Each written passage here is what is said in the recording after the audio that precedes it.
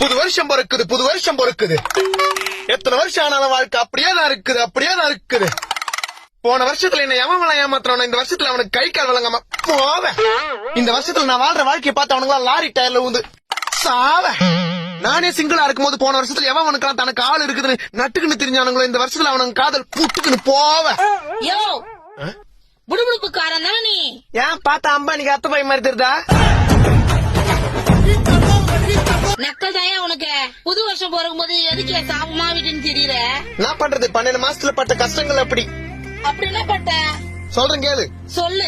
வருஷம் ஆரம்பிக்கும் போது எல்லாரையும் நம்பு, அப்பதான் வாழ்க்கையில ஒரு தெம்புன்னு எவனோ ஜனவரி மாசத்துல ஜன்னி வந்தவன் எவனோ சொன்னான். அப்புறம் என்ன ஆச்சு? வருஷம் ஆரம்பத்துல நானும் எல்லாரையும் நம்பினேன். அப்புறம் 3வது மாசத்துல 3 பேர் முதுகுல குத்துனான். 7வது மாசத்துல 7 பேர்கிட்ட ஏமாத்தினான்.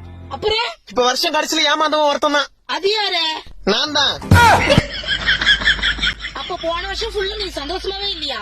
என்ன பண்றது தாயி, மத்தவங்க கவலைய பத்தி வச்சா நம்ம சந்தோஷமா இருக்க முடியல. நம்ம சந்தோஷமா இருந்தா அதை பார்த்து மத்தவங்க கவலையாயிடுறான்.